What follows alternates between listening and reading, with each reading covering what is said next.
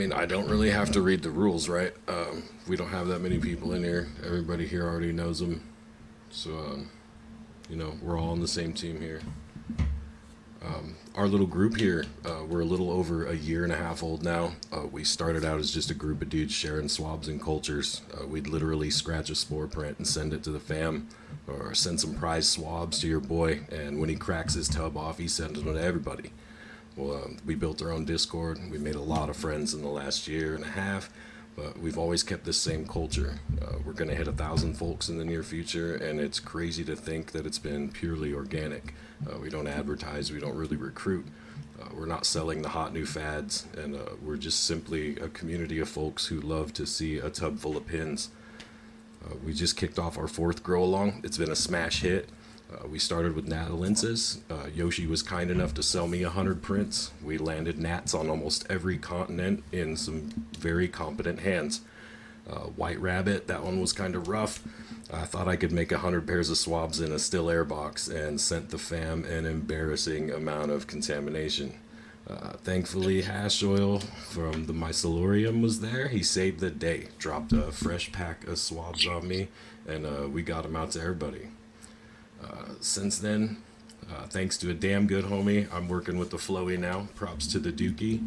You're the shit, man. White Rabbit really was a hard one, and it kicked all of our asses, including mine 6 months later, and I just tricked a tub out last week. After the rabbit, our good friend Blue hit me up, asked if it was okay if he ran a grow along of something he was working on. He was super excited to share his dancing tiger with anyone that wanted to run it, and it kind of blew up overnight. You in here, right, Blue? Yeah. What up, dude? It's good to be in here. It's good to finally chat with you, man. Like, I haven't heard your voice before. I got a new microphone. It's pretty fancy. Ooh, nice. So, tell us about this dancing tiger, man. It was actually a gift to me. A lot of people might not know this, but I live in the good old state of California, and the laws here are a little bit rough when it comes to getting spores and stuff, and a lot of people won't even send you anything here. It's just the way the law is worded. It's really stupid, but spores are legal here. It's just the way the law is worded makes it difficult. But I found one website that was willing to send me spore syringes, and so I bought one spore syringe off of them, and they sent me the Dancing Tiger spore syringe as a freebie gift. And it was actually the first fruit that I ever got. It was my first monotub. It was the first mushroom I ever was able to get to grow, or magic one at least. And it was super easy, and it was super exciting too, with how fast it grew and how simple it was. And as embarrassing as it might sound, I thought I had made contamination the first time I had grown it, but there's such a big pin set. I thought that there was bacteria, and I went on Shroomery and I asked for help, and everyone was like, "You should burn the tub and burn your home," and I was like, "Oh fuck, oh man!" And someone suggested I spray it with isopropyl alcohol, and I sprayed it with iso alcohol. And still, that little spot that I had sprayed with fucking iso alcohol, Dancing Tiger mushrooms still grew out of that little spot that I had sprayed. I had realized after spraying it that I had sprayed a shitload of fucking pins, and I was like, oh man, I feel like such a tard. I'm like, how did I not know that this is what baby mushrooms look like? But after that, I docked up on a bunch of prints. I mean, it was stupid easy to grow this, super fast, a lot of turnaround. They also slap pretty decently. They're not extra strong or anything crazy, but they're pretty potent. Did you enter them in the cup? No. I sent the Dark Side Ape into the cup. I actually noticed on his little laptop thing the numbers are in descending order. If I'm not, I think it's called descending order. the weakest ones are at the top and the strongest ones are at the bottom when he showed his laptop. And yeah, I didn't see my number within that first like 6 or 7 like numbers on that laptop, so I'm like hoping for a nice strong results. You guys are just looking for clues everywhere. Yeah. Oh yeah. I'm super excited for this. Like I've never done this before. This is it's that moment in Talladega Nights, you know, when he's like yelling at Will Ferrell. He's like, you know what, our teacher used to yell at us for playing with Matchbox cars in class. Well, who's retarded now? It's just, oh, I've had so many like teachers growing up that were so mean to me and stuff, and you know, didn't really believe in me and whatnot. And it feels really good to be able to do this, you know, consistently and successfully. Oh yeah, and then, I mean, turn around and just mail out 100 prints to whoever the hell wants them. I mean, that's pretty, that's pretty rad. I was glad to, because, you know, it was so hard for me to get genetics. And then you sent me an invite to the gene pool, and all of a sudden everybody wanted to like trade genetics. I was on Yoshi's Yoshi Island, and, you know, I felt very much like, you know, this is his space. You know, I don't want to like tread on his turf and, you know, like ask around and stuff. So I was very reserved on Yoshi Island, you know, and then you sent me an invite to the gene pool, and my collection grew overnight. I was able to just share with anybody. And it was so cool to be able to just share with anybody you wanted to share. And you know, or buy something, you know, if someone has something that cool and I want to buy it, you know, they're cool with that too, you know. It's really weird turning down genetics when folks are like, man, you want a pair? I'm like, no, dude, my list is like 2 years long now. I don't even know what I'll grow next. Oh, you should see what what I'm looking at right now. I have like a sab with like a pile of, I think I have like 40 different things in front of me that I was supposed to do transfers for, but I've been like super lazy. So are you going to keep working that dancing tiger? You got any plans for it? Are you going to chase an albino, or? I've been trying to chase an albino. I made the mistake of not cloning and doing a print. I thought that at the time I was like, oh, if you just take the print of like the albino, or if you just take swabs of the albino, or if you just, you know, I had gotten a few Lulesics that had popped up, and I had taken prints instead of cloning, which was a big mistake, because then when I went to go do the spore work, I'm like, oh, I got the exact same dancing tigers again. What a surprise. I mean, printing the leucistic ones might get you a step closer, though, to those albinos. Yeah, I'm definitely still consistently working it. I do have this. I did like a ghetto swab plate where I just took a MVP swab and swabbed some dancing tiger. I noticed both of them like grow at pretty much like the same rate on the plate, so I was like, "Fuck it, might as well do it." And I did it, and I threw those plates just straight to some grain and whatnot. I didn't like do any transfers or anything like that. And yeah, I got some pretty interesting fruits popping up in that tub right now. I got like I got one pin that's like the shape of a lime right now, and it has those dancing tiger spots on it. That's so awesome. I'm pretty stoked for this tub. Might have some good ones to clone in there. Hell yeah, dude. Well, everyone's still running the grow along and looking forward to seeing. Oh, I feel bad. I scared him and I made it up. Hey, better.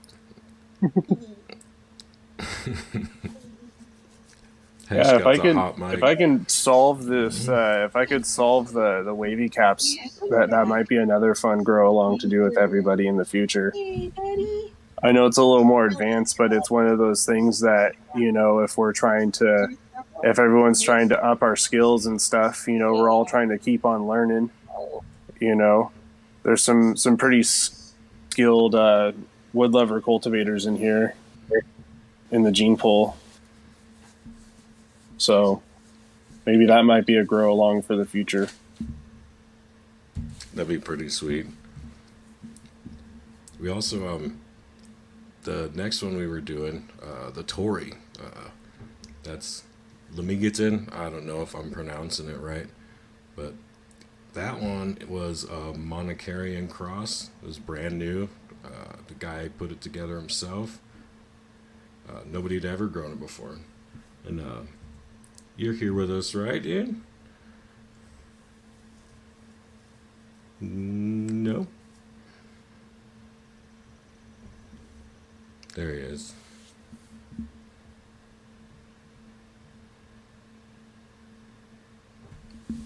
There he is. I actually haven't even got that one to grain yet. I'm slacking.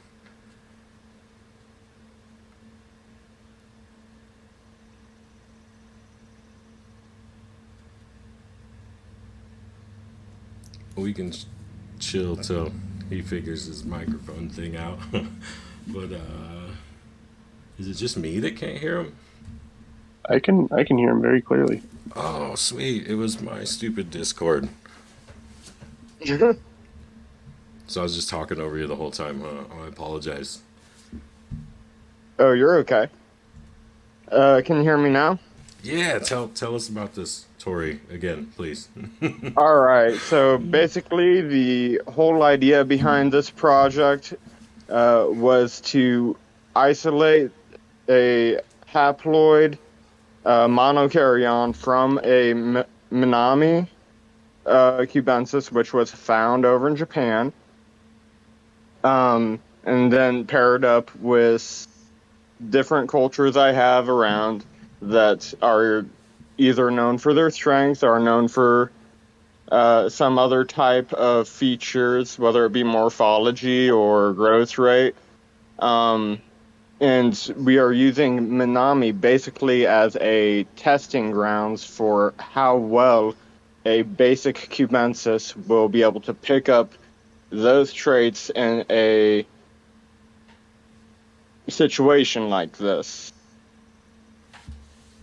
I think that the gene pool cup will help us a lot in seeing maybe if some of the potency transferred over between the Yeti and the albino.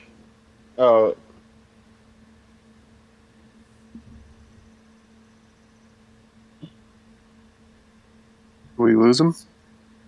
The pearly gates. Yeah, sorry. So the Tory with the pearly gates and then the Hibagon with the Yeti both went into testing in the Gene Pool Spring Cup, and those will be used kind of as a pre-test for what kind of hybridization happens on a alkaloid level between those two. One that is probably lower alkaloid, producing variety, pigmented, fast growing, and one of them is a way slower growing, known to be spicy variety. And I'd just be really interested to see how that translates into the real world, psilocybin content wise. It does feel noticeably different based on bioassays I have done, but I'd be interested to know the results. They're coming soon. Yes, sir. And unfortunately, I still haven't even got mine to grain. It's Oh, it's okay. I still have migraine that's telling me to be patient. Be patient. I'm not ready. Don't send me out there yet, dude. well, Not safe. I actually haven't scrolled through that channel in the minute. Are you seeing a lot of variation from your spore source through everyone else's grows? So we are not quite to the point where I can make those types of judgments yet. We are really close, though. So right now we're having our first tub sets, and people are starting to get all of it on grain pretty consistently, and still have few people dealing with that agar. It's really whenever we get to fruit that we will end up seeing some variety. And we also, like, I saw a pin picture, the first pin picture on a plate of Tory F1. That's about as much variation as anybody's gotten at the moment. I'm sure we're gonna. We will be looking for quite a bit of variation once they get into the tub, though. They should be more prone to polycystics, more prone to pop albinos. They are playing with these F1 crosses has been really enlightening because there's just so much that you can go for and collect. I have projects from other people's F1s of similar crosses they did.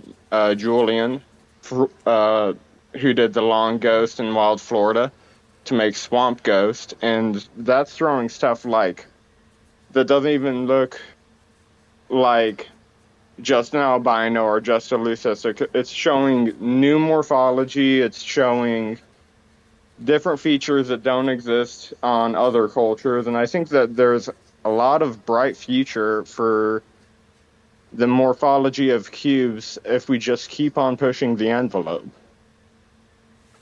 Oh yeah, in just the last few years, it's gotten pretty damn crazy. It's exciting to think what's going to happen in the next decade. Yes, sir.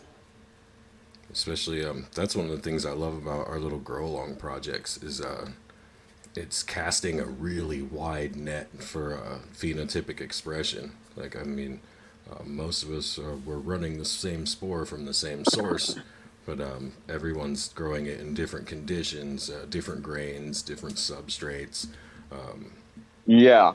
No, so, and that's another thing is, while we do have the basic, when we have these tubs, let's say me, you, 5 other people, whatever, all set our tubs the same way, we will probably end up getting, you know, all of our fruits will probably have about the same health, you know.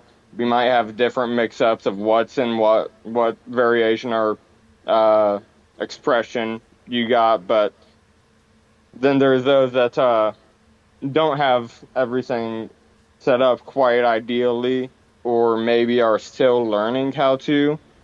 And I think that a lot of really neat environmental stuff comes out of, well, miscare, to be honest, but the stressors that we put on them.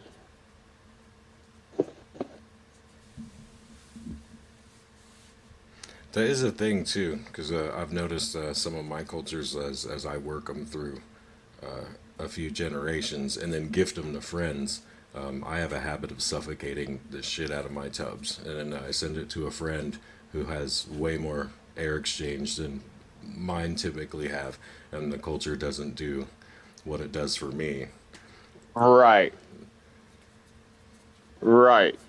Yeah, so there's all of those things that definitely will play into it and increase the wacky factor, but it's just a matter of figuring out what that will, again, appear like in normal conditions and standard conditions. Ideal, you know? Well, So you might have, like, a real long dude pop up because of lack of fresh air exchange, and that might express differently than somebody that's had a set and forget dub tub that has holes at 4 inches and can just leave it, you know? I love me a good neglect tech. So, dude, I really appreciate you hooking up with us and you kind of just asked. Nobody asked you to do a grow along. You were more than happy to share, and that's the culture I love to push. Oh yeah, buddy, that's the culture I came from, and it's we're all here to love one another, help each other be healthy any way we can, and through community is one of the easiest ways to achieve that. Absolutely. Something I wanted to, I don't know, try and implement through these grow alongs, because some of them, like the Natalensis grow, that's almost a year old now, and people still have interest. So down the line, I was thinking, a lot of us still have prints just laying around and all that. We had talked about archiving the channels, so people could go back and look through them, but it sounded way cooler if kind of we just left a vault for each one. So all of us who are still holding swabs, if anyone were ever to pop in and ask, hey, is it too late to join? Of course not. We got you. And kind of just keep them going in perpetuity. Absolutely.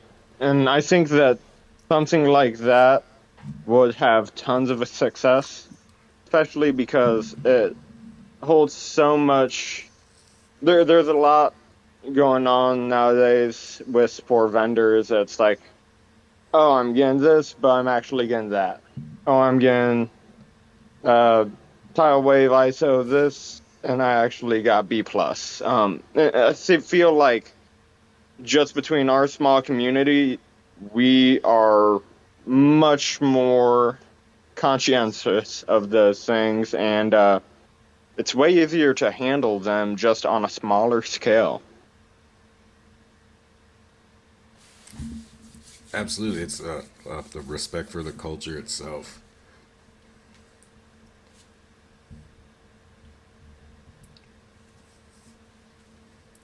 So that was like all I had prepared. So any of you guys want to hop in, tell us a cool story? I got Toad booming here, but I'm not really going to twist his arm until I got him a microphone, because I want to hear some stories from this guy.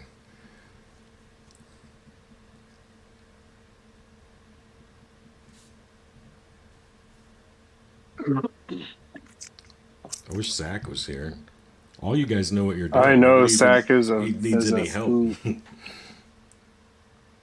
Oh man, what's the most recent stuff someone's tripped on in here? DMT. Oh, mushroom wise. Last time I did the Pearly Gates, that's some strong stuff right there. Went on Tam Pearly Gates. I've been having like these weird. I haven't tried pearly gates. Those things look pretty all the time. They look like they get really nice tubs too. Yeah, Always I only full. had 2 tubs of them going, but I think I got like 3 flushes of pretty nice. I don't think I weighed them, but it was not disappointing. I run a Pearly Gates through a canopy of teensy ass fruits. See, my first flush, they were really short. They were only like inch and a half tall. But then the second flush came in and they were like solid 6-7 inches. Yeah, I didn't have that glow up. They just kept on coming in at like an inch and a half. And I was just like, damn, I'm getting weight, but these things are tiny. How potent can they be? I haven't tried them yet, though.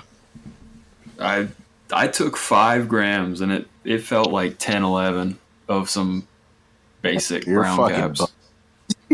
Get out of your mind, dude. Fucking 5 grams. I'm too old for that shit.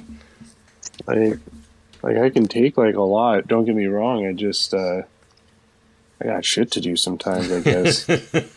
Like, trust me, Yeah, I only here's take a them when I heroic don't have joke. shit I to just do, don't so it's want not often. Yeah, I had went on I've been having like weird issues with like the chocolate making and stuff, and I think I've like narrowed down like the culprit being like certain flushes are like weaker than other flushes, but I had made a dark side bar from like actual like cocoa butter and shit like that, and I made that like last year. I think I made that in like September or something. And I'm like, this should be weak. This should be weak. And no, I went on a 3-day bender of doing like a gram and a half each day, or a gram and a half each other day. It was pretty intense. And then by like the 6th day, I was like, okay, I'm gonna try this Goliath penis envy that I have here. And I ate about a gram and a half of that, and I couldn't even feel it. I was like, oh shit, I've been doing mushrooms too many times now. My tolerance is up. And I went off for like 4 days, and then I tried like half a gram of the Goliath penis envy. I was like, oh fuck. I knew I was hitting the mushrooms too hard when I was doing like 4.5 grams of Ghost and like just the walls being. I was just like, yeah, you know what? Maybe I need to take a couple weeks off. There's no reason why this shouldn't be hitting me like a fucking ton of bricks. Ghost put me off of, man. I haven't eaten mushrooms in like 6 months. Like, Dang. that shit humbled me really hard. No, I'm not ready for that again. Yeah, I haven't done a large amount since the first time I took mushrooms. I ate like 5-6 grams on accident. Oh shit. I like left the bag in my pocket, and I wasn't driving, and I just kept like reaching in the pocket and like pulling out, reaching in the pocket, pulling out, and then like by the time we got from Bakersfield back to like North Hollywood, my friend's like, "You're still eating mushrooms?" And I'm like, "Yeah, I'm still eating mushrooms." And he's like, "How much is in your bag?" And I pulled out the bag, and he's like, "You got a quarter, and there's like nothing in here." Oops. Oh man, I sat on my head for about an hour. My ex had like called me up and said that my friend was so mad. He's like, "I told you to turn your phone off." And I'd just broken up with my girlfriend too, and she like called me saying that like I need to come pick my shit up from her house. And like my friend lived like across the street from where she was like living at the time. Well, not really across the street, but like a block or two away. And like she like left this threatening voicemail of that she's gonna like destroy all my stuff if I don't come over and grab it. And I was like on mushrooms, and I heard this message. I'm like, I need to leave. And yeah, we had our big 300-pound Mexican friend tackle me at the door. Hello. I did not leave. He bounced my ass pretty hard. Damn. What are friends for other than to That's what tackle friends your are ass for. when you're out? Yeah. Don't let me loose in North Hollywood on 5 grams of mushrooms. You guys are gonna make me have to edit all this shit out for YouTube. So, Jordan Jacobs texted me today, and he was like, "Yo, I got your cup results.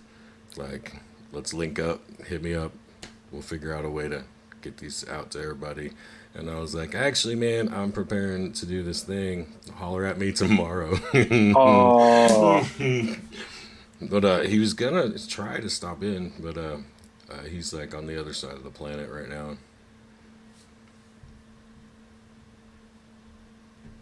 well, that's good Yeah. that he has the results, and those should be ready soon. Yeah. I love those. I'm pretty excited for it. The best part is I got almost everyone's entry already on Agar because, you know, they hooked me up. Damn. My money is on Dookie and the Angel Aper. Like, I was saying the same thing. that or that Ghost It's either Face. gonna be Dookie.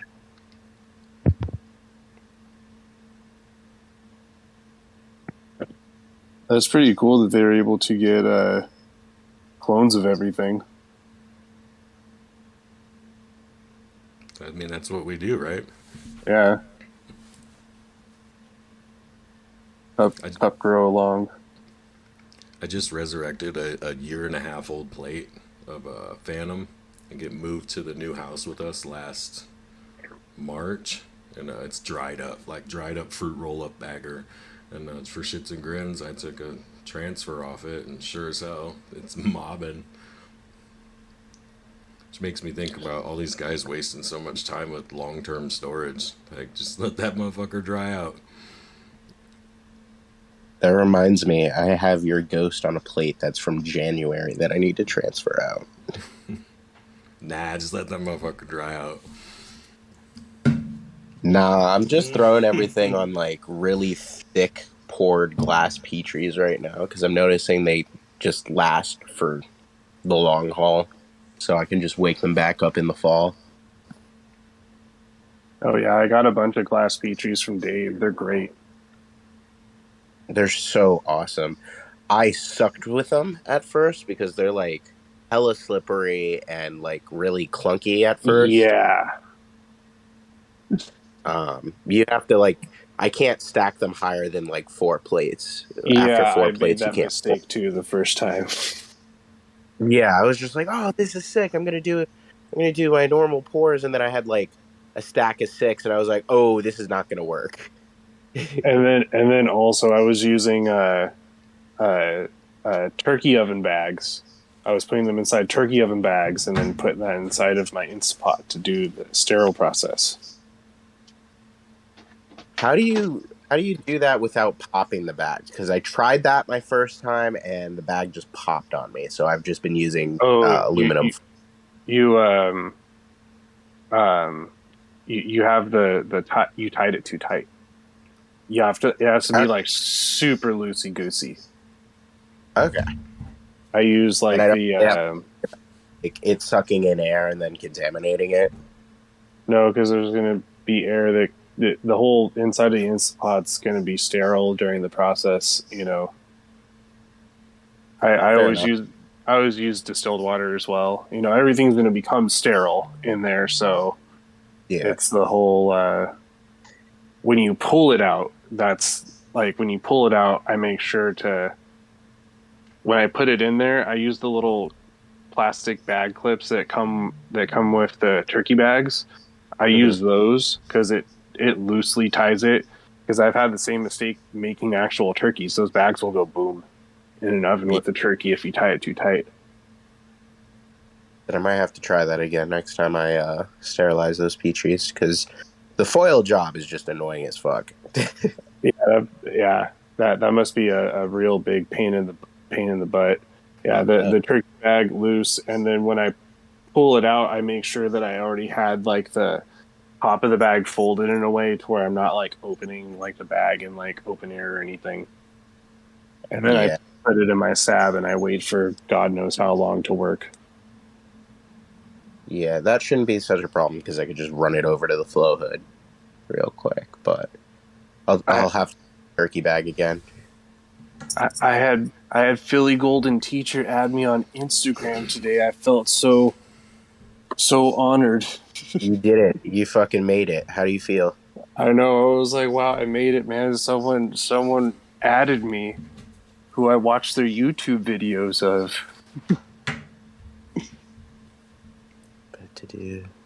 He's just trying to snake your dancing tiger and make a trading card. I know.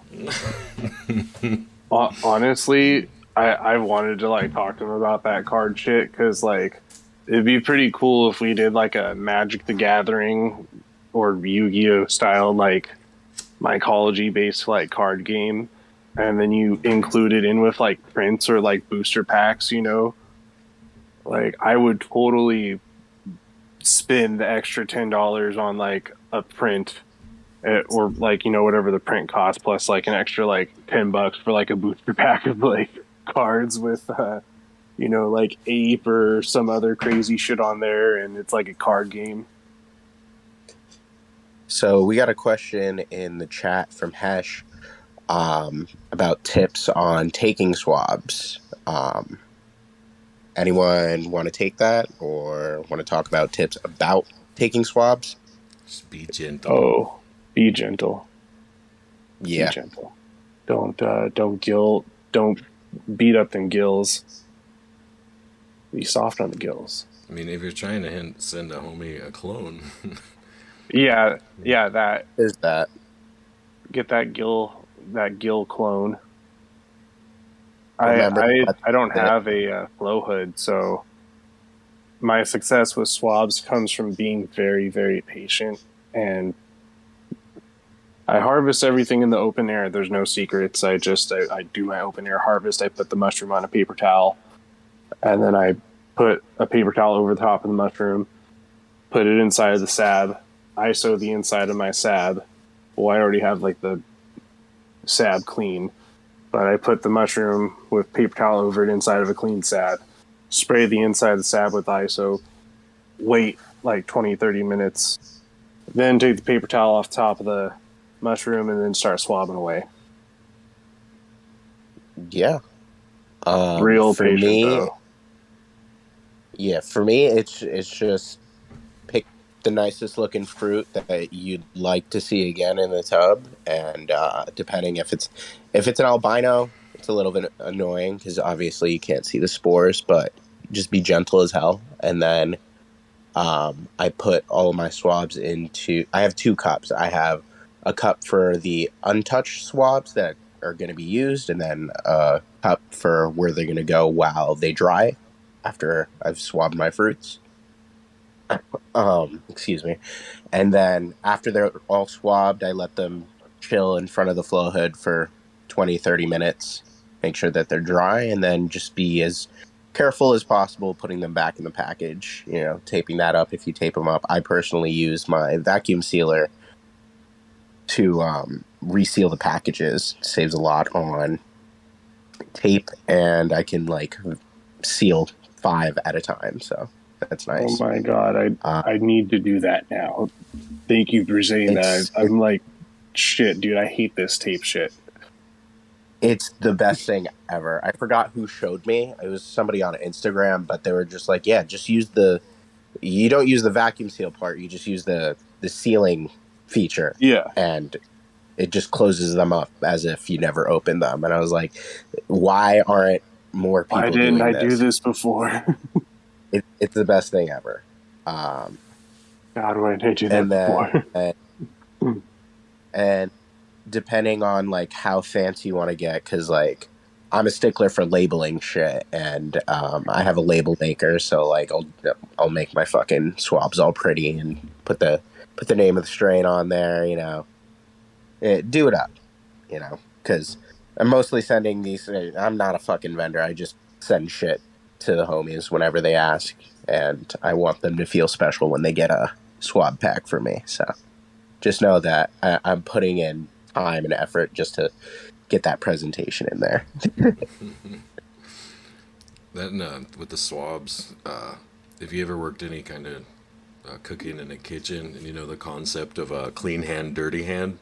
Mm-hmm. Oh yeah. This hand only touches mushrooms. This hand only touches swabs. Period. And, also, the trying not sometimes when depending on the mushroom, some mushrooms are easier to swab than others. Sometimes if you're too rough, you will kind of skip a beat and do a little hop, and next thing you swab the cap. Oh, that's when I swear and or throw you've it gotten across the the room. stem somehow, and you're just like, ah, damn. Or what I hate the most is when I have my fully dried swab and I go to put them back in the pack, and then I accidentally touch the swab to my glove. That is the most thing ever. Yeah, I've had that one. You have the yeah. spore streak across the glove. Do you think when I'm just fuck, I gotta throw that out. well, I mean, it's everybody does that, right? Do you think when a vendor does that or drops one on the floor, you think they put it in the pack, or do you think they toss it? Ooh, you're getting controversial here. Yeah, well, that pair of swabs is worth $10, bro. Honestly, it depends on the vendor. I know some vendors are more honest than others, but I think it comes down to sometimes like what state you live in, or sometimes like how you paid for something. So like example, if you have like a credit card receipt for like spores, like if you live in Oregon, I have like a regular Visa receipt that says I paid for something from your website. Those people are more probably prone to get your order right. But if you pay for something in like Bitcoin, altcoin, or if you live in like a state like California, Georgia, or Idaho, they'll be like, oh, well, these people, shouldn't have spores anyways. So like, what are they going to do? Complain about it? Yeah. It all just depends. If you're in this Discord server, I know there's going to be people listening to this on YouTube, but if you're in this Discord server, chances are you can get spores. Oh yeah, it's kind of a thing. But yeah, no, that's a great point you just made there. Yeah, worldwide spores are legal. There's nothing. Mycoscopy isn't illegal. It's not illegal to look at spores. To possess them. There's just nothing illegal about it.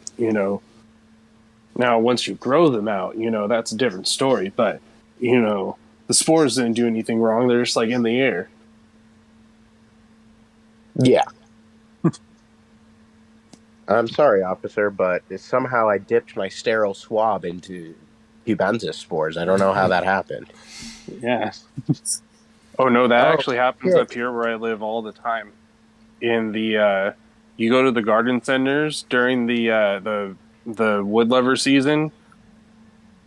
People just go to you can tell because they're not shopping in the garden center and they got like dreadlocks and tie-dye t-shirt and stuff, and they're just looking around every pot and plant to see who has wood chips in them or not. And next thing you know, they're like, oh, score. All of these ones over here, all of them have the wood chip lovers in it. Grab them. Oh, shit. The garden centers up here get pretty nutty during the wood lover season sometimes. I'm out in the Midwest, right, where none of those grow. But I actually met up with a dude from one of the local universities. I think I scared him away. I've not heard from him since. But he was telling me about this urban foraging they're doing, and that was exactly it. They're looking for specific landscaped homes with the right wood chips. And sure as hell, they're finding liberty caps out here where there should not be during the right times of year. Oh, yeah. Shit. Yeah, the wood lovers with so there's like this big giant like wood chip like processing facility nearby, and I've like really have wanted to like hop their gate really bad and just like peruse around for like a little bit, or at least ask them if I can. But yeah, like I've had homies up here who have bought bags of wood chips and just doing their gardening and get psilocybe anellis pop up. That's actually I actually got a plate of those from one of the gene pool people. He's actually a local friend of mine, which was actually pretty cool. And he's like, yeah, I got some anelli that popped up in my wood chips, and I got some pretty nice LC from it. That's so rad. That is so fucking rad. I was hyped when a friend of mine sent me some Mexican caerulescence. And I can't level up like that. Like, I see people in a bunch of chats that I'm in always posting really dope-ass exotics, and I can barely grow cubes, dude. Like, yeah. I'm not ready to take that step. Man, who is it in here that kills the pancyans? Like, and he's doing them in tubs. That's I really forget, ain't it? I really need some good Paniola sciences. I that BVI specifically, right? That the TT, yeah. That I've been wanting. I think someone sent me some spores of it, but I've been having like real trouble getting it to. I don't know, getting some clean work on agar from it. Every time I try to grow pans, it always ends up being the jar that contaminates. Damn. It's never the winter jar. I don't know why. I got some Tampanescences going, the Philosopher's Stones. Those are eating away at them rye berries. We got Toad fucking flexing in the chat. He's showing off the Huchenai Convexa Subtropicalis. Jesus fucking Christ, these names. The yeah. Hogsy or whatever it's called. Yeah, the subtrops. Subtrops. Those are really pretty. Those are really pretty. Get those like nipple tops on them. Have you nibbled them yet? Though? Actually, I believe. Yeah, I have some wedges of that in tubes right now. I've wanted to try to find some pans out here in California. They grow out here in California. They're just a little bit more difficult to find. I only found a belted Panaeolus a long time ago. This was before I grew mushrooms. And it was only like 3 of them. I was like, oh, cool, I found a psychedelic Panaeolus mushroom. And then I never even picked it. Damn. If you want to get real brave, you can go try to pick the wood lovers at the police station.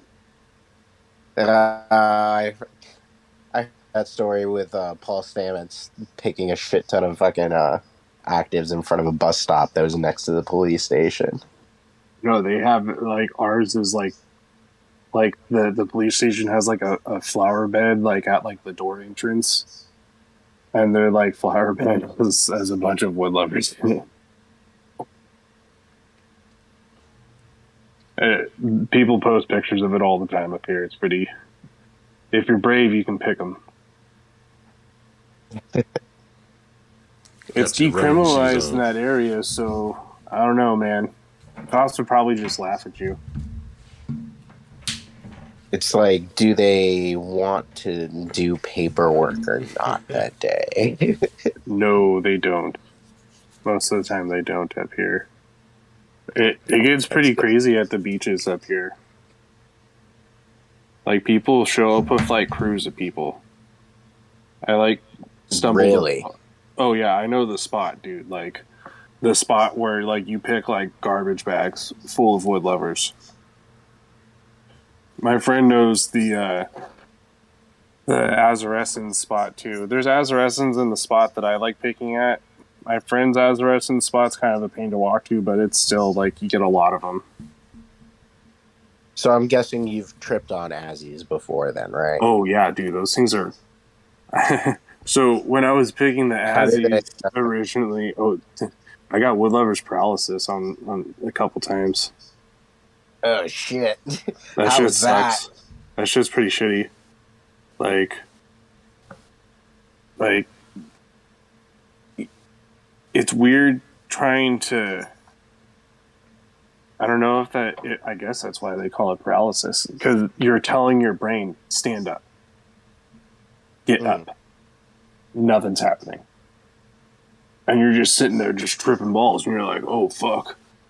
I can't move. You're like, arms. You had wood paralysis mid-trip. It doesn't come on right away, too. It sneaks up on you sometimes. It's not... Because, like, the little research that I've done is that, like, most of the people that experience wood lovers paralysis, they don't experience it until, like, days after the trip. So it's interesting to hear that you experienced it during your trip. I've only experienced it during the trips. I've never experienced it after the trips. During the trips, like, oh yeah, what is it? You cannot put enough blankets on me to keep me warm. You could put me inside of a boiling hot tub and I would not feel the water. That's how like cold or numb like your body gets. it was really uncomfortable the first time it happened, but after that, and I realized like what was going on. You know, there's ways to like fight through it. I as surprisingly as it sounds, I hear if you just take Benadryl, it stops. Oh God, that is the last thing I want to do on a mushroom trip is take some Benadryl. But it would make, because the medication messes with your adrenal system, so that would make sense. Oh, I never knew that. It was just something anecdotal that someone told me. They're just like, yeah, you just if it's happening, just take some Benadryl. And I was like, that's really odd. Benadryl, really? I'm like, I guess. I'm like, maybe it's an allergic reaction I'm having. I've also noticed that it's patch related though, because one of my patches doesn't give it, and my homie's one of my patches gives it, and my friend's patch, it doesn't for some reason. I don't know why. It is separated by a body of water. So what it is that where we pick them out in the beach, there's a entry into the bay, and it's kind of like two peninsulas that like face each other. And so one's South Jetty, one's North Jetty, essentially. South Jetty is like full of wavy caps. That's where people go with like trash bags. North Jetty has azurescences, and you can pick trash bags full, but the thing that sucks about the North Jetty is that the police drive through there pretty often, and also Fish and Game goes over there pretty often to check people for fishing. So you just look like a normal person and you won't be bothered. I think that's pretty much like part of like, the mushroom stuff. Just look like a regular person and no one's gonna ever bother you, man. Aside from the wood lover's paralysis, how's the trip on azurescence? Oh, it's pretty strong. Like a gram is definitely equivalent to like an eighth of mushrooms. Like when I had like a regular like 3.5 or 4 grams of like golden teachers, about 1.5 grams of wavy caps is definitely equivalent. Wow. Man, I don't know if I'd ever trust my identification skills or anyone else's for that matter. Like, so with that, because there's some truth to that, because there's deadly Gallerina, that shit will fucking kill you. Like, but once you learn what deadly Gallerina looks like it's very obvious. So like the best way to tell a wood lover psilocybe versus a one that will kill you, first thing you do is you flip them both upside down. All right, you look at the gills. The psilocybe is going to have like purple to black gills. The Gallerina is going to have more of a rust-colored gill. But it's still going to be dark, but it's going to be rust. The Gallerina is still also going to bruise blue, which is why people get tricked into eating them. But if you pinch both stems, the wood lover and all wood lovers have the same type of like stem. It's like a lollipop. They're really, really tough. Really tough. Gallerina, you pick it up and you like touch it with your hands, it breaks. It's so fragile. The psilocybe mushrooms are so sturdy. I like wash them with. You could wash them with a toothbrush if you wanted to, very, very gently, underwater, and they're not just gonna like turn into mush. Yeesh. I think the scariest part about that too is that they're both found together a lot of the time. Yes, they are. I when I first was foraging for them, I actually found the wavy caps literally right next to deadly Gallerina, and also next to the Flamella species of mushroom, which is the Western Enoki mushroom, which is edible. So it was toxic, edible, and magic, all in one spot. It's really fucked up that they all like to grow next to each other and they all look so similar to each other. All grow off wood.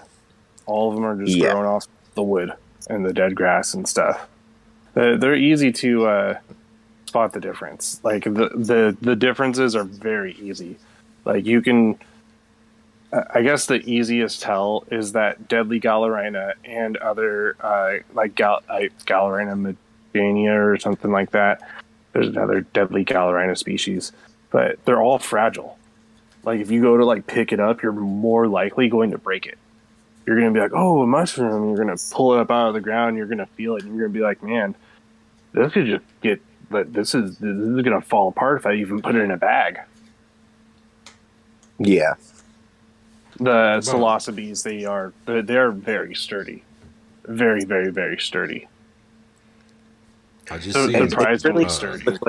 It's really funny with the lookalikes too, because some of the lookalikes that get people I don't understand. Like during Chanterelle's season around here, we also have jack-o'-lanterns. I know that one. I'm like, dude, how do you F that one up? Because like the jack-o'-lantern almost looks like an orange oyster mushroom. Like, They also glow in the dark. Yeah, they have bioluminescent gills. It's just like, what the fuck? Like, is it just a case of like wishful thinking? Like, oh, I got a shit. Oh no, I've got terrible fucking food poisoning now. It is the case of wishful thinking. That's how I was up here. I used to find nothing but false chanterelles. False chanterelles are actually they're edible for some people. Some people get the poops from them. But Yeah. every time I was fine, I was like, is this a chanterelle? And they're like, no, it's a false chanterelle every time. Once you find a real chanterelle and you get there's a lot to say about a mushroom when you feel and touch it with your hands, because then you're able to really tell the difference between everything. Yeah. Are like the false I've been out in the woods and just literally have eaten raw, like straight raw dogging, like Rusula mushrooms like crazy. God. As like a snack. That's such a shot in the dark, because there's so many Rusulas that can just fuck you up. Oh, there's some those red ones will definitely give you the poops, but the poisonous ones all have like, it feels like someone rubbed like black pepper on your tongue. Yeah. I have a spot where there's like a bunch of olive Rusulas, which are actually like known to be pretty tasty, and so they just grow in like an abundant area where I pick chanterelles, and I've just snacked on them before picking chanterelles. Do you know if those are the same as just green Russulas? Because we have the green Russulas, and then we have brittle gills here as well. And the green ones are edible too. We have the green ones too. Those are actually really good as well. We also get the they're called chocolate milk Rusulas. Chocolate. Yeah, they're pretty good. Chocolate milk caps. They're not too common, but they grow in my area and they're edible and they're pretty good. I get all the weird stuff that grows in my area. Johan just joined the convo, and I'm pretty sure he's like balls deep in Wararoa season right now, ain't you? Does he even have a mic? Who is this? Johan. Papa Johan. Oh. Yeah, I'm here. I'm just listening in for now. I have something to share. I'll turn my mic on, but I'm like fucking around doing the dishes and stuff, and I don't want to be clanking up in here. Right, Love you, Johan. It's okay. I'm working in the SAB. I'm trying to be quiet too. If nobody knows Johan's work, I just want to say he has the most beautiful fucking grows I've ever seen in my life. Like, definitely on par, like, with people like Manna from Heaven.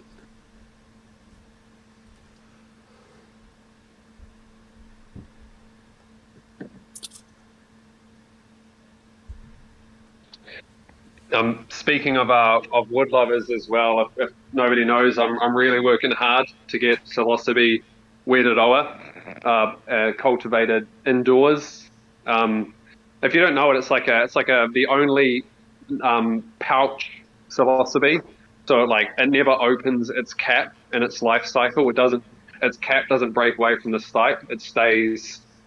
Is that the one that connected. looks like a? Is that the one that looks like a Q-tip? Yeah, it's a little white sac. It can get quite large though. You can get like 5 to 6 centimeters across if you find like a really old one. But the thing is, at that age, they're usually eaten by slugs or other small bugs by that point.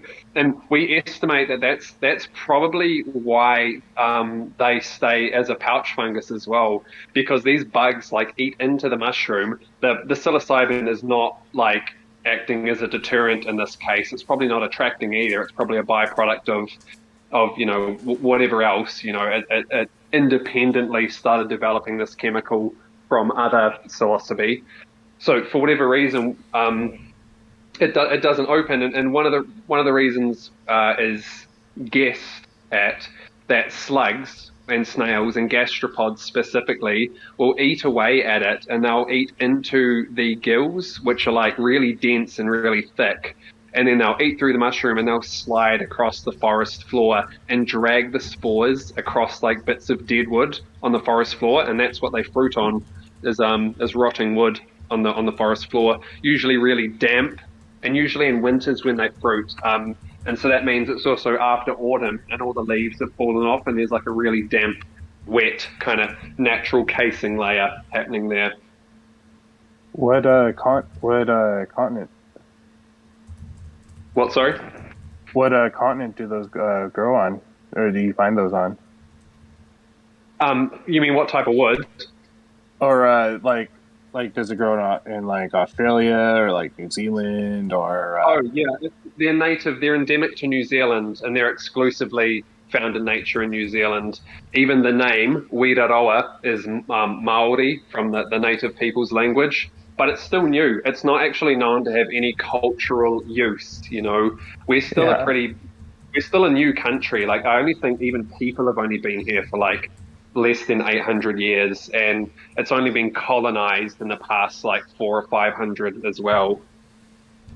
The Alan had found a similar psilocybe species in Yosemite National Park here in California in, I believe, like the spring or summertime I think it was like 2 or 3 years ago, but it looked like how you're describing it, like essentially like a Q-tip or like a cotton swab, a stick. Was it pale as well? Yeah, I thought it was interesting because I'd never heard anyone else had like mentioned that, and you mentioning that, I was really surprised that there's something that grows exactly like that somewhere else in the world. That's news to me as well. Like I'm all down for that. I'm pretty exclusively want to grow something that's so novel. Like not only because it's endemic to where I am, because I'm in New Zealand as well, and it's kind of fascinating, but it's just so novel. And so if I can have another look at that as well, that'd be great. Yosemite. Alan's in New Zealand at the moment. I've got a few of my friends sort of taking him for walks around here and trying to spot those. I don't think he's seen the Wiraroa yet. He's found the subsectoides, which is like they think might possibly be a hybrid between psilocybe cyanescens and Wiraroa at some stage, or even subaruginosa. But he'll hopefully be getting samples and send them out for some barcoding and maybe even some RNA testing, because I think Jordan Jacobs is here as well. So it'd be really nice to get some actual data about what their heritage and their history. I was just about to ask you if subaruginosa also appeared in New Zealand, because I know it's in Australia. Now, Yeah.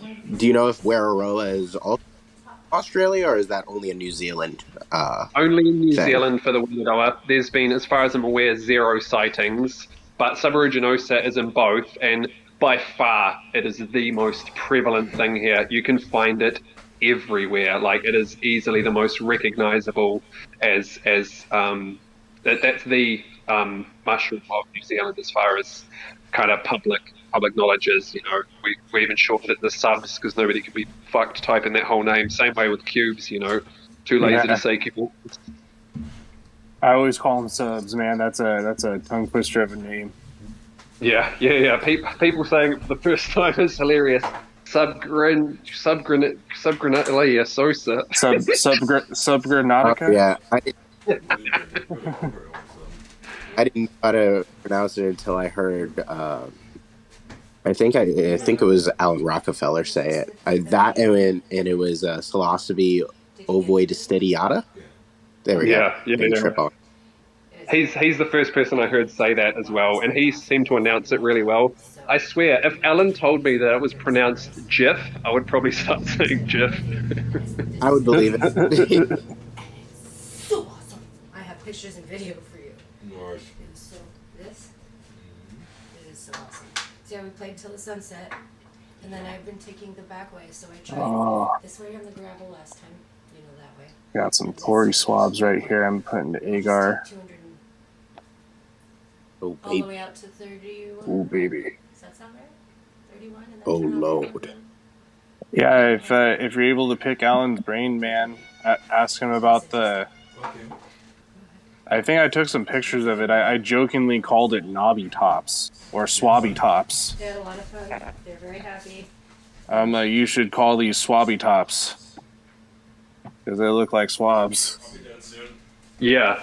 I'll definitely hit him up. He seems to be pretty hard to get in contact with, just in general. If I think I post on his page, you're probably more likely to get a response from him then. I bet his inbox is just flooded with fanboys.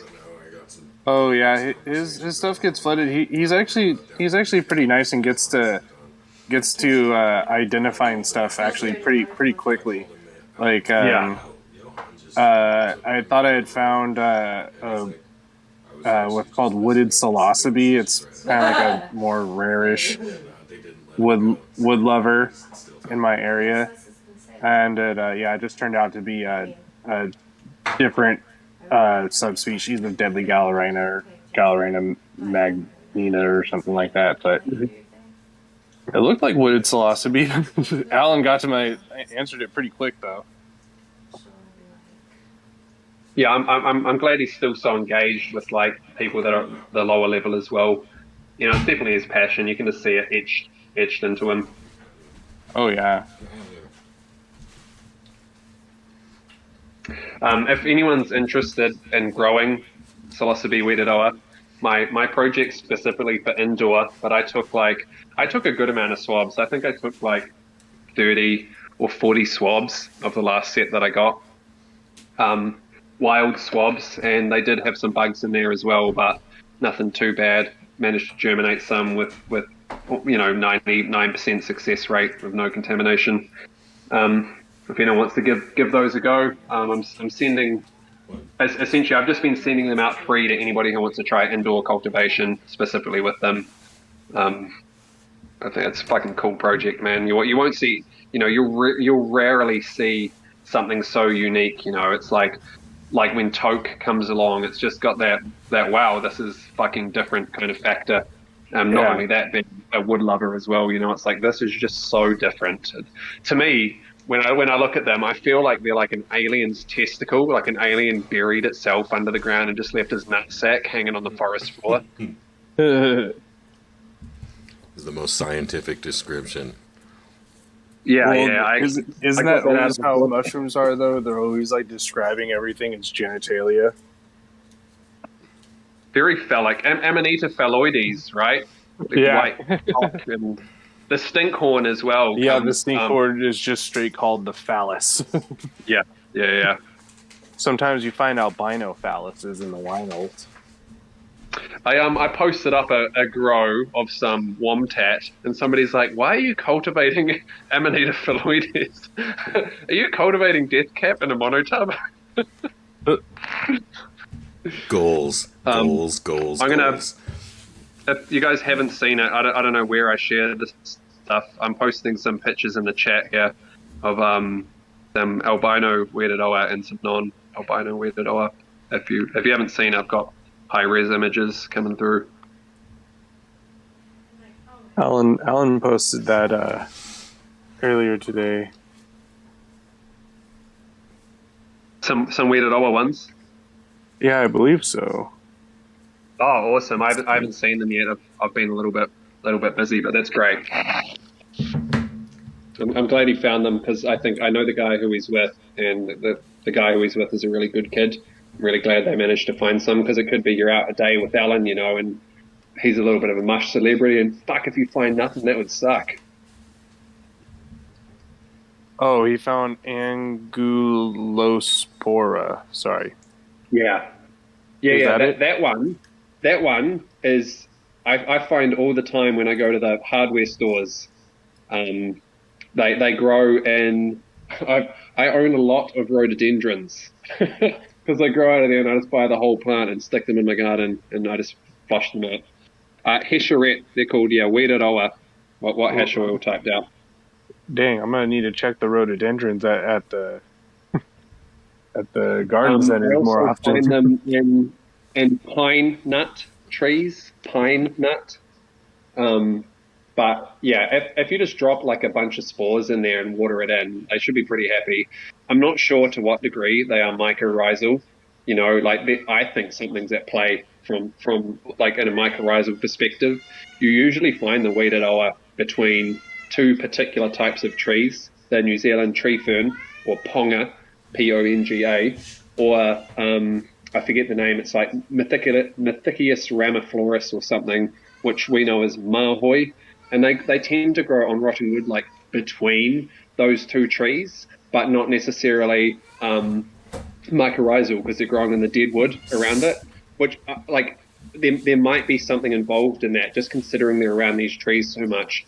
Like, it's possible that there's some sort of chemical cocktail, like for adaptive evolutionary reasons, that it's looking for some specific compounds inside the rotting branches of, say, the mahoi or the ponga, or the fact that the ponga's like fern-like and it creates beautiful little microclimates on the forest floor with small when they decompose, the miniature leaves on the edge of the leaves are really silty and they turn like really fine. It might be like a certain type of like powderiness that really engages the mycelium. So we don't know, that's all speculation. But the more that we work at this indoor stuff, the more we're going to grab an understanding of why they behave that way. Are they pretty potent? Yeah. Apparently they kick. I usually just sample them, and I don't really eat ones that I smash up. But I've just been taking spore samples in photography. Yeah.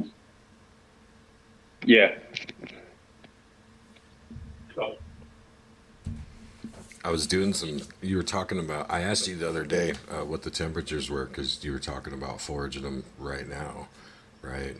And I did the conversion, and like I think they would grow in my climate. Am I on the mic? Am I on? Yeah. So I've been contacting a lot of people who are doing cultivation, and the guy who's had the best flush that I've seen cultivated at room temperature the whole time, 21 degrees Celsius, about 70 degrees Fahrenheit.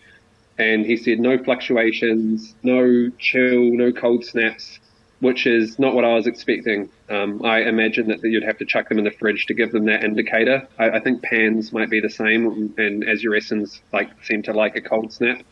But this dude just killed it at room temp. So I'm thinking I'm not worrying about that too much.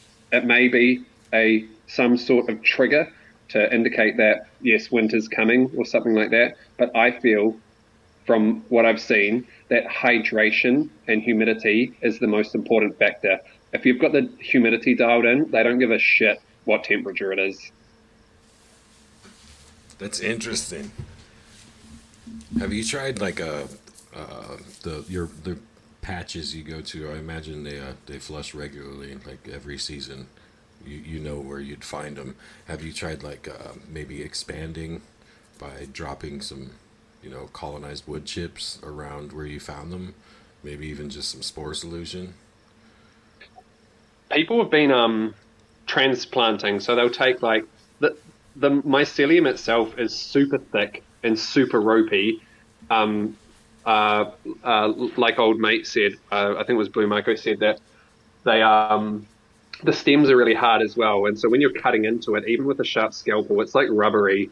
They're like real tough. Same with the mic. They're ropey like spider's webs. You pull it and more comes out. So people take the wood chips home to their house and they'll transplant it in the garden and have some wet or fermented wood chip and attempt an outdoor tech and develop and cultivate those areas where they know that they can access, or that are maybe away from other people as well, away from the main spots, because people will hammer spots. When I've gone hunting, the very few times I go out, I often see people also doing the same thing, traipsing around in the bushes. So yeah, developing it would be adding new plant material, but it's probably not super necessary in nature. Of course, most of the network's already under the ground, and you're just taking the fruit. And it'll be there after you go, and it'll be there next season. But that kind of transplanting seems to be the culture here. I found the picture of those philosophies. I posted them in the Q&A chat.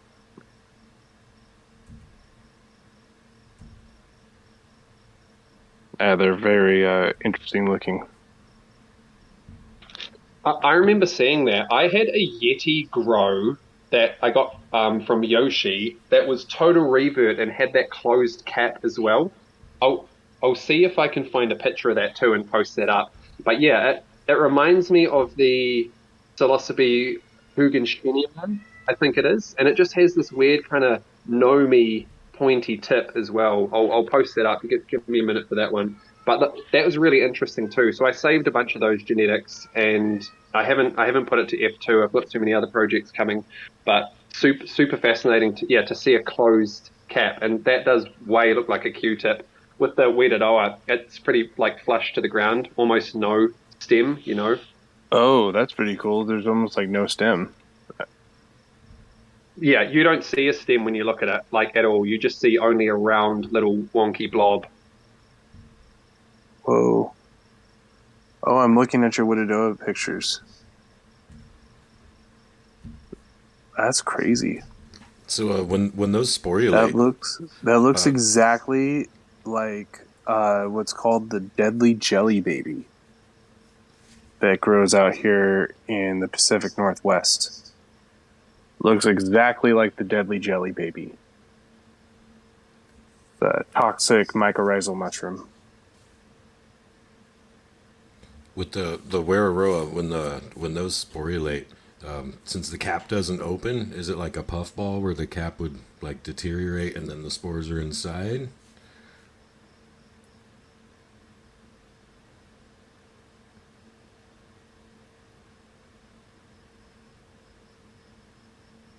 Bueller. Did we lose him?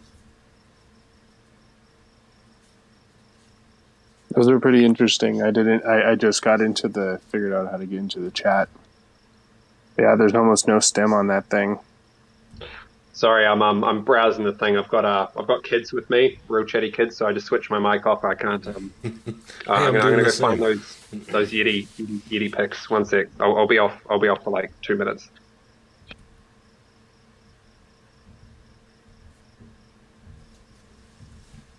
I want to grow some Yetis. I grew some really nice Yetis, and I didn't swab them. And I turned them into chocolate, and I gave them out to all my friends, and I didn't try any. And then everybody and their mom hit me up and said, I want some Yetis. And I felt very silly not getting any swabs. And so now I'm trying to revive the Yetis that I have on the ugly ass plates of Yeti that I have.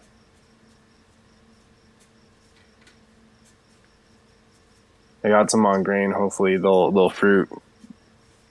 Everyone said Yeti is a really relaxing trip. All my friends said it was very strong, but not overwhelming.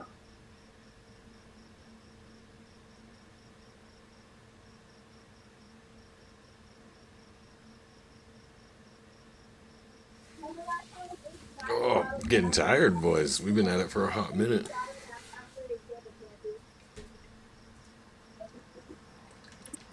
I posted those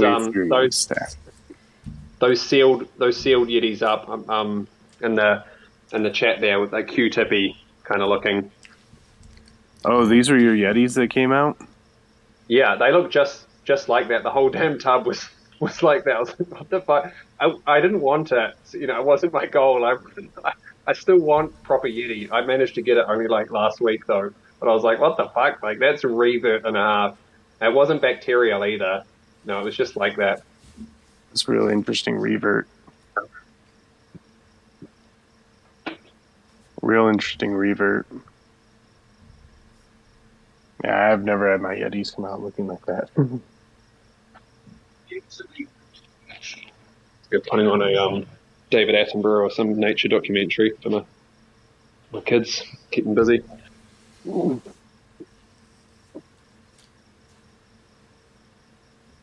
Yeah, yeah, Kadav, you asked. I think you asked about the spore dispersal. So Yeah. I don't know if it spreads so well when it deteriorates. Like, I know that the mic is so resilient, and because it fruits in the same place every year, I think it's probably likely the same like, well, not clone, the same colony that's fruiting over and over and over and kind of inhabiting space. But I feel pretty certain that it's predominantly distributed from bugs, just because like it's very difficult to find one without bug bites. And if you just imagine like a fly or something heading in there, like some sort of thing burrowing its way in, like you can see in those photos how dense the spores are. I scoped it as well, and they are so thick and everywhere.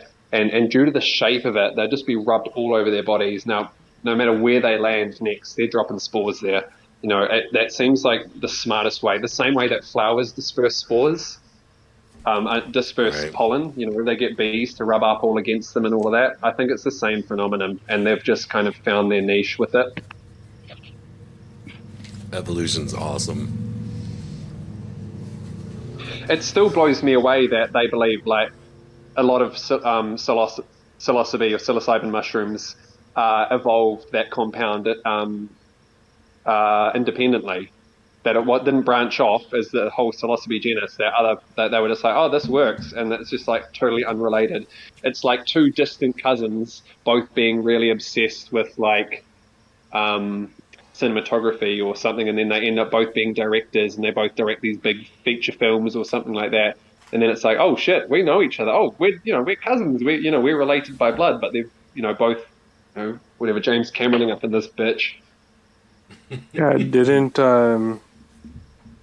I forgot who someone had the Plutotius species or whatever recently. It's like not even like it's like an active mushroom species, but it's not like a psilocybe or whatever. I can't remember. Pluteus. Yeah, Pluteus. Yeah, I found some of those, but the thing is, there's a lot in New Zealand. There's like 100 subspecies, and they all look really similar. They are active, and you've also got here, you've got the Gymnopolis, the laughing gyms. One of the guys in New Zealand here cultivated them in like an ice cream tub, in like a 5-liter ice cream tub, and had a small yield of active Gymnopolis off of wood chip, and with a casing layer of potting mix, which is like dung and compost. We get the laughing gems here in America. They tend to grow on the East Coast. I get jumbo gems on the Pacific Northwest, but the jumbo gems don't produce any magic.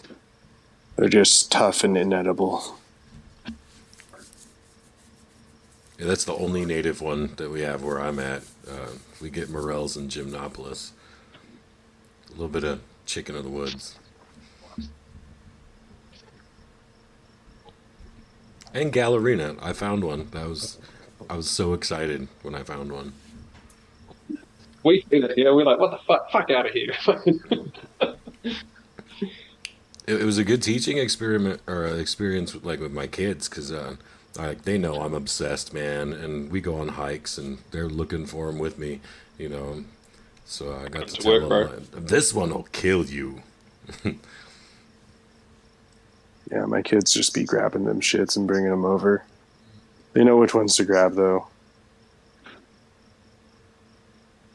There's another similar one we've got that also appears in the same spots, Hyphaloma. which has got that kind of orangey subaruginosa type cap that is kind of really indicative of the subs. And but it seems really noticeable on the cap. It tends to have like a white rim around the margin, around the edge of the cap. It kind of lightens up quite intensely, but it's really subtle, you know. And I know a lot of people, fortunately they're not too toxic, you know. You probably have an upset stomach or something like that, but I know people that they sent me photos and they're like, is this good? And I'm like, nah, sorry bro, it's not the one. And they're like, oh, it's a bit late, I've already eaten some. I was like, bro, so you ate it but you didn't wait for a reply from anybody to see if it was alright. It seems it's not very good practice here. A lot of people are doing this kind of stuff, but we're trying to really push IDs, and I'm sort of operating a few local groups and that, trying to push towards how to properly ID and to actually get multiple opinions and the actual practices for getting good identifications. Oh yeah, that's a real big one, because a lot of people don't. There's a lot of like misnomers out there, and it's like real easy to just make like pretty stupid assumptions. Like, for example, cubes don't grow naturally in the Pacific Northwest. They don't. There's no cubensis out here. It's too cold. Doesn't grow. And but we do have this mushroom called dung-loving Dicea, and it does grow on poop and in pastures. And it looks like a psilocybe species of mushroom. And all the time in posts, I see people posting pictures of it. And like this one dude posted a picture, said he ate a bunch of them already. And I'm like, dude, you're not going to get sick, but like, why are you eating the poop mushrooms? You don't even know what they are, man. Missing the most fundamental thing, like location. Yeah, location is a big fundamental one. What was the one that Terrence had? It was Stropharia. Was it Stropharia that he had in the Amazon? He was focused on. Stropharia is one of those funny ones, because like it looks exactly like a psilocybe species, but it's definitely not. He had another one that he was looking for, and I can't remember what it was called. We have ambiguous Strophora up here, and they look exactly like cubes. Like exactly like cubes. Is that one called cubensis as well? I know there's a subspecies cubensis of that. Yes, there is. Yes, there is. It's that was the one that's grown commonly in Denmark. That was Stropharia is what they refer to cubensis as in over there in like the Netherlands, and then they refer to Campinescens as just philosopher's stones. Mm-hmm.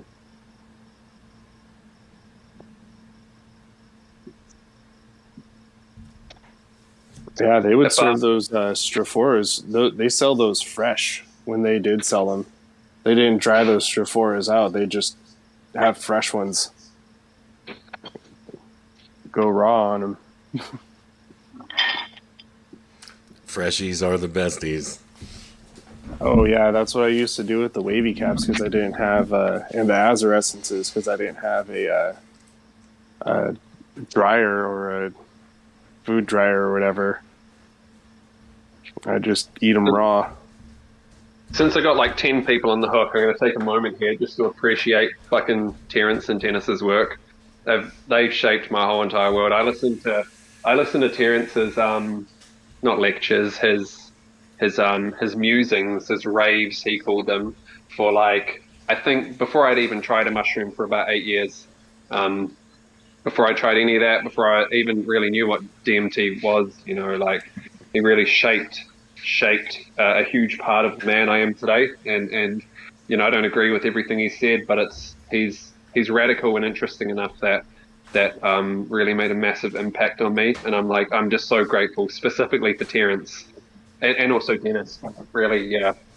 If you guys haven't heard his entire body of work, there is so much available on YouTube of his talks and stuff, and not just the stoned ape hypothesis, but he went into alchemy as well, and he looked into kind of the medieval occult a little bit, and also his stuff on actually exploring hyperspace and what it means. Yeah, I can't rate it enough, you know. Such a beautiful person, and Without him, we wouldn't have had the mushroom growers handbook or whatever. That was the first home cultivation book ever put out that he put under the pseudonym with his brother. So he led the way for a lot of the stuff that we're doing today. Yeah, without him, we wouldn't have penis envy. Or True. sorry, the Amazon variety, That's the one. Yeah. Yep. because there's some random dude is the dude who made penis envy. I forget his name. Yeah, I watched the Hamilton episode of that. Yeah. That was super strange. I felt really uncomfortable watching it. Like this, it was really weird. It was a strange story. He was a very unique person. I actually based my substrate recipe off of what that dude said. Yeah. Because he mentioned his substrate recipe, and I'm like, dude, this fool's getting like penis envies that are like 1.5 feet long, and he's doing it this way. He alludes to how he did it, and then I did my own version of it, and yeah, you do get 1.5 feet long penis envy stuff.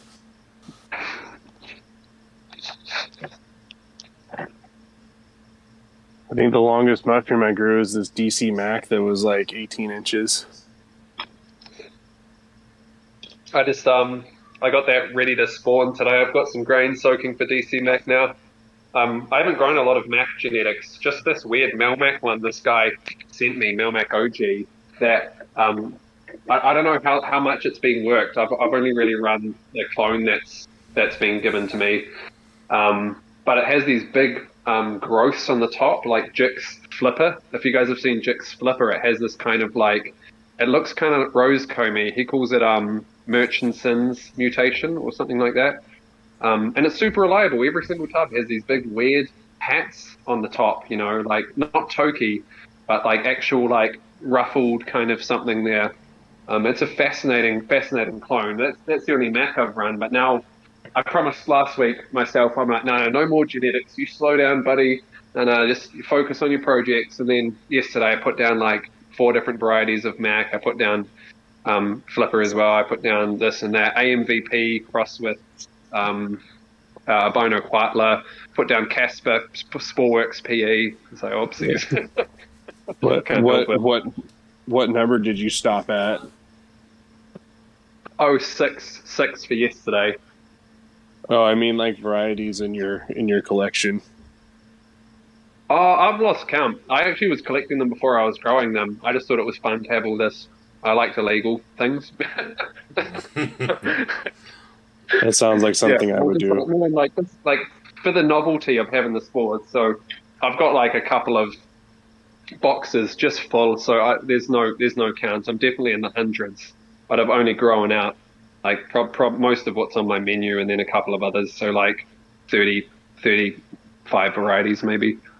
Yeah, I think I just got to 30 or maybe 32, and I'm like, I need to pump the brakes. Yeah, I've got a lot of the old ones as well. I like old prints that are even mislabels from back when people took mostly foil prints.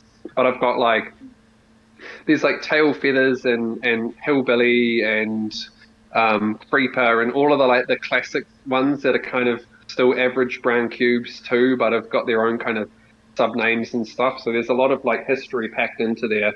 I imagine. Cadev was saying as well, because he was moving to Rusty White and had a theory that these kinds of genetics and landrace genetics, with all the crossbreeding and hybridization, they're going to become more popular. And you can see that in other kinds of, you could say, collector-based things like Pokemon cards and that kind of stuff as well, that those original kind of genetic lines are going to be really highly sought after before they get diluted. Yeah. I'm not against the dilution, but I agree that he's probably right with that. It is rough considering some of these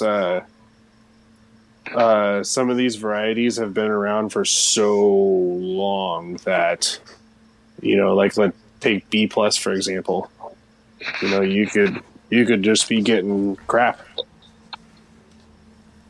Those genetics have been worked to hell and back, That's why I was so excited. I swore I would not grow Rusty White until I got a print from Pasty Like Pasty, I mean, he's still here, but he ain't growing. So I actually got a print from one of Pasty's homies. So I'm like a degree away from the source. I'm pretty excited about it. Is it better than those other Rusties? Because I have a jar at like 70% right now. I'm gonna grain to grain it and let her rip. I remember that I like messaged you about the whole. I was pretty pissed off when I grew that tidal wave and I cut it and I was like, dude, is this a effing portobello mushroom? What is this crap? There ain't nothing. This is pure white on the inside. I ate 4.5 grams of it, and I just took a nap, like a casual nap. That's crazy. I had the same with GT. I took one evening. I had 14 grams of GT, and I got bored, and so I started playing computer games. See, you should be, talking to Smurfs and shit. I thought so. I started with 6, and I was like, I'm going to go to the other side. I was like, after like 4 hours, I was like, man, this is boring. Took another 6. Yeah. I mean, don't get me wrong. These fruits, they look wicked cool. I mean, Tidal Wave 3 fruits. I mean, like, it was the largest fruit I ever grew. I grew a blob that was 231 grams wet. It was just a softball, like, and I was so stoked to dry that softball and turn it into chocolate. And then when I ate it and I gave it to all my friends and they ate it, that was the biggest disappointment ever. And I'm so glad that I did not, like, get myself in a situation where someone got a bunch of it and then was very upset, because it's real frustrating when you go to take cubes and then you're like, oh, what was that? I had someone message me because I did a Womtat giveaway, the swab giveaway. I accidentally double swabbed them. I usually only take between 10 and 15 swabs of any given genetic, but I had like 30 or 40, which is more than I usually have. So I was like, oh, I'll do a giveaway, like definitely can get some of this out there. But some guy messaged me and he was like, oh, I accidentally grew 16 pounds of this stuff. I was like, what? He's like, well, I grew that and I gave it to my mates and I had it with myself as well and it didn't do anything for me. I was like, well, it did, definitely worked on my end. I think definitely like growth conditions affect that kind of stuff as well. But yeah, so I think he was growing for bulk, like most people tend to do with Big Plus for bulk for sale. And I just binned the whole entire lot. Yeah, I grew like a half pound, and I just threw it all in the trash can. That's not so bad. I couldn't even grow it. I couldn't even give it away. I literally tried giving it away. Like I told people here, it's free. I will drop it off at your house. It's free, no questions asked. Like, take it. At one point, I was like, man, should I just like give it to like a homeless man or something? I'm like, I'm pretty sure he'd be pretty stoked. But then when he eats all those mushrooms and he just takes a nap, he's probably gonna curse the guy who gave it to him. That's something I'd really want to get into down the road. Like, now that we're legal and we have dispensaries, and where does like a standard and like potency testing come in? Like now you walking into the canna shops and they say, oh, this is 23% THC. Like at what point are we going to finally get to where, they have exact dosing guidelines and they can tell you, yeah, this one's going to, kick your dick.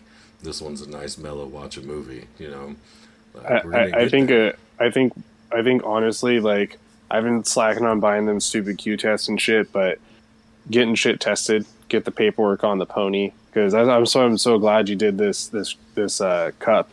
It gave me a chance to, I get to enter in a competition, plus I get paperwork on my work. That way I can say, hey, this is what this is. This is no games. But I do know that there are some little tricks to that. For example, if you look at the slide that I was like sent for Tidal Wave 3, I should have looked at it and after looking at everything, I felt like such a fool. You know, I'm like, dude, this is like, he went to like the 23rd or 4th generation with Tidal Wave 3 when I was sent. That's terrible. If you learn about the generations with the mushrooms, the further you go, the weaker the fruits start to go. You can't just repetitively clone stuff or just keep working with like you have to go back to a certain space of the genetic line so that you can retain potency, or else you will literally breed the potency out of the mushroom. You can forcibly make mushrooms weak. So I can see where, even though you are testing your stuff, you may have tested it once, and yeah, I could hit like the magic 3% or something like that. I could never take care of my genetics and just repetitively do cloning or repetitively doing bad spore work and just going weaker and weaker and never just saying, well, I got the paper that says it's 3%, so you can shove it. That's the hardest part about working a project for aesthetics. I always wondered that with weed too, because like weed's legal here, and like I go through a drive-through to buy pot. I just go through a drive-through. They give me the bag, and that's it. You know, and they're like highest testing shit. You know, there's been times where I'm like, man, I know like this should be like hitting a lot better than what it is. But I can't like prove it. I can't like go in there and be like, hey, I don't trust the sticker that's on the bag, you know. Then I'm starting to sound like some alcoholic, you know, going into the liquor store like, this is some weak vodka, man. You guys put water in this? I'm just glad we met that Jacobs dude. Like, it's kind of cool being able to get our stuff tested, especially, you know, at a decent price. Yeah. Oh yeah. There's other communities, I don't want to, you know, badmouth other communities, but there's other communities where they charging you like $1,500. Yeah, that's insane. It was crazy. It's like stupid money. I don't know how people could afford to get something tested. I didn't even know Jordan Jacobs. These like mutual friends, and I just reached out to him like, hey, I got this crazy idea. We got a lot of folks, and be easy. We're a bunch of weirdos, you know. We're a bunch of weirdos, but bear with us here. We want to have a contest, and he was like, "Well, fuck yeah." Yeah, because I don't want to quote the deal at the time when I was on Yoshi Island or not, but I think it was like $210 or $250 with like the Yoshi discount code or whatever. I had no idea. $100, man, you can't beat that. Oh yeah, I did the testing for the White Rabbit for us too, for the grow along, because that was kind of cool to be able to send the results of it with the spores to everybody that wanted to join in. That was kind of an extra little, put some pizzazz on it. I think for the future, I really, really, really want to get those stupid test strips, because I think it's a lot easier just to literally on the fly bust out the test strip, boom, crack that bad boy. This is the color it turned into. This is what it is every single time, you know. So there's no games, you know. We all know what's going on. Right. At the same time though, I got the printout from the White Rabbit. I framed that fucker. I would love to. I'd love to do that for some of the like projects I've been working on for a long ass time. Just get it the broken wagyu down of mushrooms. Right. I'll say the region and who grew them, and